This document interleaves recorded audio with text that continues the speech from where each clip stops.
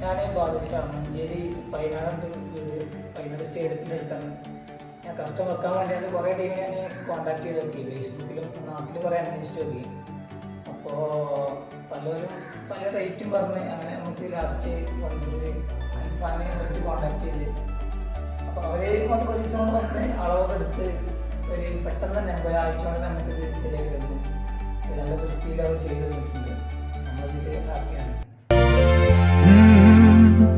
يا من صليت بكل الأنبياء، يا من في قلبك رحمة للناس، يا من ألفت قلوبا بالإسلام، يا حبيبي يا شافعي يا رسول الله، بأمي وأبي فديتك سيدي، صلاة وسلام عليك.